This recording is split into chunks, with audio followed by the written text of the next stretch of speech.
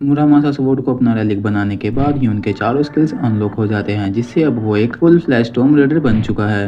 And में Hyun उसी future guide rally की ओनर से रेस्टोरेंट में मिलता है। सासाकी को ह्यून पहली नजर में ही पसंद आ जाता है और एंड में ये दोनों रिपब्लिक ऑफ बैंड के बंदों को चकमा देकर रेस्टोरेंट से बाहर निकल जाते हैं। रेस्टोरेंट से बाहर आकर ये दोनों सासाकी के पसंदीदा कैफे की तरफ जा रहे होते हैं। तभी सासाकी थोड़ी नर्वस होकर बोलती है कि रिपब्लिक ऑफ बैंड के बंदे सच में बहुत बुरा बिहेव करते हैं और उस पर हमेशा नजर रखते हैं। जो ह्यून का हैंडसम फेस देखकर और केयरिंग नेचर देखकर सासाकी मन ही मन सोचने लगती है कि ये बंदा कितना स्वीट और केयरिंग है। ये कभी मुझे कोई कर्ज नहीं देखा और वैसे भी अब जो ह्यून का चेहरा उसने देख लिया है तो वो उसका फ्यूचर भी रीड कर सकती है, बट अब उसकी फ्यूचर गाइड रेलिक गढ़ पर ही रह गई है। दोनों एक जगह पर पहुंचते हैं और सडनली जो ह्यून अपनी स्वॉर्ड निकालकर सासाकी की तरफ पॉइंट करता है और कहता है, मैं तुम्हारे बारे में सब जानता हूँ, तुम ही उस फ्यूचर गाइड रेलिक की ओनर हो। ह्यून के इस बिहेवियर और ये बात सुनकर सासाकी डर जाती है। ह्यून सासाकी का फोन लेकर तोड़ देता है जिससे कोई भी इजीली उनकी लोकेशन को ट्रैक ना कर पाए। फिर हम कैफे का सीन देखते हैं जहाँ सासाकी डरी हुई होती है।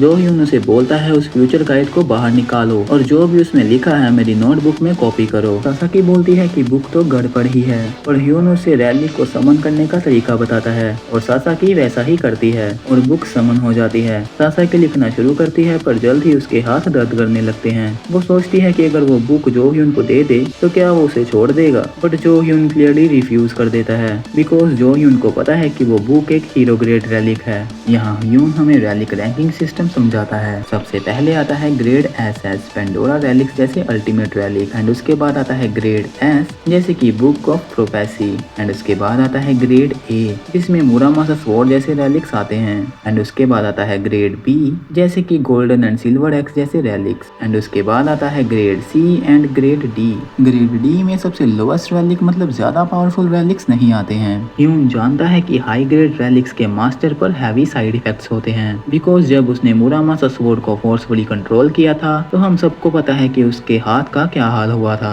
तभी बाहर से आवाज आती है। ह्यून समझ जाता है कि रिपब्लिक ऑफ बैंड के सोल्जर्स वहां पहुंच चुके हैं। जो ह्यून बिना टाइम वेस्ट किए अपनी मुरामासा स्वॉर्ड निकालता है और उस बुक में स्टैब कर देता है। जैसे ही वो फ्यूचर गाइड रैलिक डिस्ट्रॉय होती है उसकी ओनर भी वहीं बेहोश हो जाती है। ह्यून बोलता है कि तुम्हें बचाने का यही एक तरीका था। तभी ह्यून की स्टेटस विंडो अपडेट होती है और उसको एक नया टाइटल मिलता है, रूल रैलिक डिस्ट्रॉयर, जिससे उसकी डोमिनेंस इंक्रीज हो जाती है और एफिनिटी डिक्रीज हो जाती है। इसी के साथ उसकी डिटेक्शन पावर और स्पाई स्किल रैंक ई पर प्रमोट हो जाती है और एक हाई ग्रेड रैली को डिस्ट्रॉय करने पर उसको एक हिडन स्किल मिलती है, जाइंट हंटर। तभी वहाँ उन सोल्जर्स की एंट्री होती है पर तब तक बुक डिस्ट्रॉय हो चुकी होती है। ह्यून वहाँ से निकलने के लिए एक ग्रेड सी रैली का यूज करता है जो कि delicious homemade rice cake relic होता है। यह एक इंस्टेंट फूड रैलिक है जो सिर्फ एक ही बार इस्तेमाल किया जा सकता है। इसकी स्मेल से आर्मी वाले आपस में ही लड़ने लगते हैं इस राइस केक को खाने के लिए और इसी सिचुएशन का फायदा उठाकर ह्यून वहाँ से निकल जाता है। ह्यून प्लेन में बैठकर सासाकी के नोट्स पढ़ रहा होता है जिसको रीड करने पर फाइनली उसको वो मिल जाता है जो वो ढूंढ रहा था।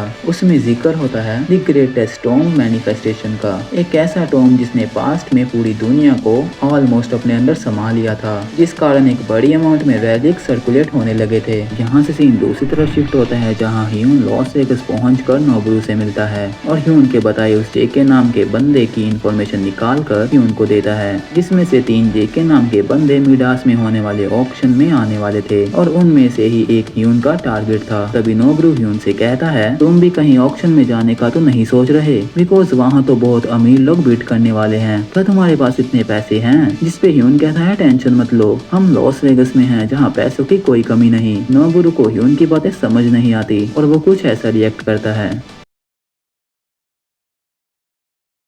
यहाँ सीन कट होता है और हम ह्यून को देखते हैं जो कसीनो में जाता है। मनी अर्न करने के लिए वो अपने गोल्डन एक्स रैली को मिनी नाइफ फॉर्म में यूज करता है। रैली की एबिलिटी से वो हर स्लॉट मशीन पर जैकपॉट हिट करने लगता है। हर बार जैकपॉट हिट करने पर वहाँ के गार्ड को ह्यून पर डाउट होता है और वो उसे इंस्पेक्ट करने आता है, पर ह्यून उसे बड़ी आसानी से बेवकूफ बना देता है। गोल्डन एक्स परेशान होकर ह्यून से कहता है, हाउ एम्बैरेसिंग, कब तक मुझे इस छोटे नाइफ की फॉर्म में रहना होगा। तभी कसीनो में एंट्री होती है जॉन के वॉन की, वही वही लोग जिनकी वजह से 15 साल बाद ह्यून का यूज करके उसको मरने के लिए कैसे टॉम में छोड़ दिया था। ह्यून मन ही मन ठान लेता है, आई विल मेक श्योर ये लोग इस ऑक्शन से खाली हाथ वापस जाएं। तभी नोबरू ह्यून के पास बैग लेकर आता है जिसमें सिल्वर एक्स उसको किसी चीज के लिए वार्न कर रही होती है। मतलब जो गोल्डन एक्स है वो वेल्थ को डिटेक्ट करती है एंड हमारी जो सिल्वर एक्स है वो अपने ओनर को डेंजर के लिए वार्न करती है। पर ह्यून समझ नहीं पाता कि अभी ऐसा क्यों हो रहा है। तभी ह्यून की नजर एक लड़की पर पड़ती है। उसे देखते ही ह्यून उसे पहचान लेता है।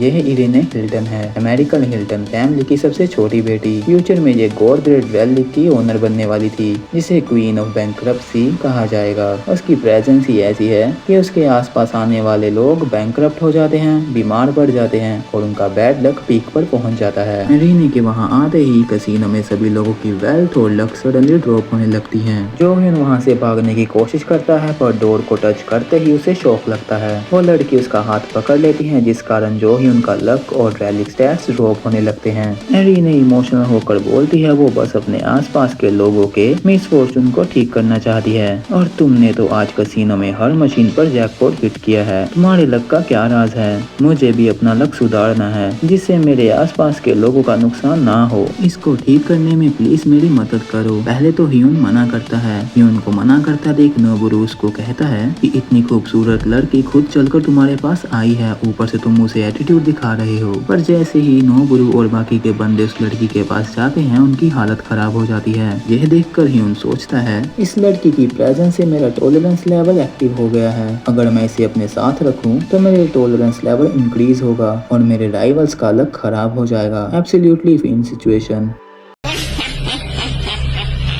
ह्यून उसकी मदद करने के लिए रेडी हो जाता है पर ह्यून उसको अपने साथ ऑक्शन में चलने को कहता है। फिर हम ऑक्शन का सीन देखते हैं जहां इरेने के प्रेजेंस से वहां के बिडिंग राइवल्स अपना मेंटल बैलेंस खो देते हैं और हर रैंडम आइटम पर पागलों की तरह पैसे लगाने लगते हैं। ह्यून इस सिचुएशन का फायदा उठाकर उन्हें मैनिपुलेट करता है और हर आइटम्स को महंगा करवाता है। आखिर में ऑक्शनर एक स्पेशल सरप्राइज आइटम रिवील करता है। उसे देखते ही ह्यून और केवोन शॉक हो जाते हैं because it is the God tyre relic, the herb of entire life tree. इनके इस रिएक्शन के साथ एपिसोड यहीं खत्म हो जाता है।